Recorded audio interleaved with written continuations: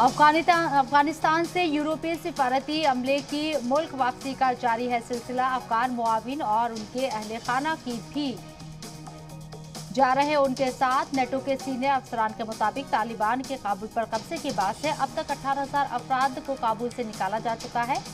बाहर सभी और भी हजारों अफराद काबुल से निकलने की राह देख रही हैं। सिफारती अमले और अफगान मुआविनों को लेकर ऑस्ट्रेलिया का पहला तैयारा आज पहुंचा पर्थ एयरपोर्ट। चार्टर प्लेन से 94 अफराद पहुंचे ऑस्ट्रेलिया। सिफारती अमले के साथ अफगान शहरी भी पहुंचे पर्थ एयरपोर्ट से बराह रास्त अफगान शहरी ले जाए गए होटल। ऑस्ट्रेलियाई वजीर आजम के मुताबिक 15 अगस्त से अब तक 162 लोगों को काबुल से निकाला जा चुका है। और इसके साथ ही काबुल में तैनात तुर्कमेनिस्तान जनरल काउंसिल के 2 सूबों के तालिबान नुमाइंदों से की मुलाकात। वजारत खारजा की जानिब से जारी बयान में मुलाकात की जानकारी दी गई। अफगानिस्तान में काउंसिल खाने के कामकाज और दोनों मुल्कों के बाहमी ताल्लुकात के हवाले से हुई है बातचीत।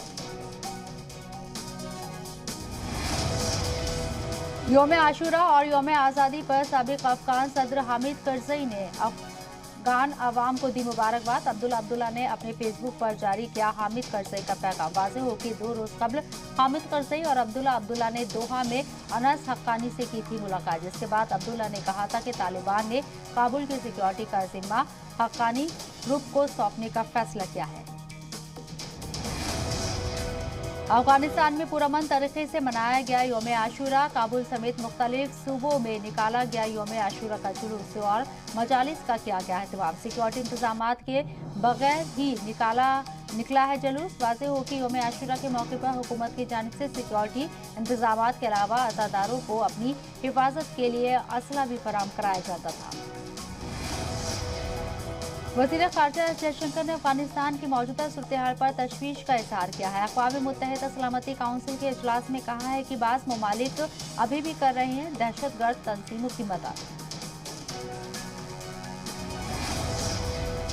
तुर्की सदर रजब तैयब एर्दोगान का यूरोपीय ममालिक से मुतालबात। अफगानिस्तान से आने वाले मुहाजिरीन की जिम्मेदारी लेने का क्या मुतालबा। कहा तुर्की मजीद अफगान मुजाहिदीन की जिम्मेदारी उठाने का नहीं हो सकता है मुतहम्मिल। वाज़ेह हो कि तालिबान के कब्जे के बाद से हजारों अफगान मुहाजिरीन ईरान के रास्ते तुर्की में हो चुके हैं दाखिल। ईरान का तेल बरदार जहाज लेबनान के लिए रवाना होने को है तैयार। हिजबुल्लाह की कोशिशों से ईरानी तेल बरदार जहाज पहुंच रहा है लेबनान। वाज़ेह हो कि हिजबुल्लाह चीफ ने अमेरिका और इसराइल को खबरदार किया है कि तेल बरदार जहाज पर हमला करने की कोशिश न की जाए। हसन नसरुल्लाह ने कहा है कि बंदरगाह से रवाना होने के साथ ही जहाज को लेबनान की मिल्कियत माना जाए।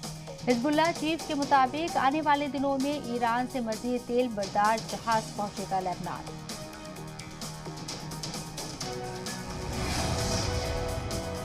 जौहरी असलों के तजुर्बों की निगरानी करने वाले इदारे CTDTO के नए सरबराह राव फ्लाइट का बयान। जौहरी तजुर्बों पर आयद पाबंदी पर अमल दरामद को लेकर के दिया है बयान।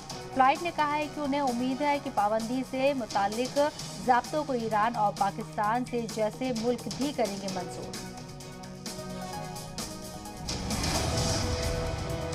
जापान की नाओमी ओसाका की अमेरिकी ओपन की तैयारियों को लगा सख्त धचका।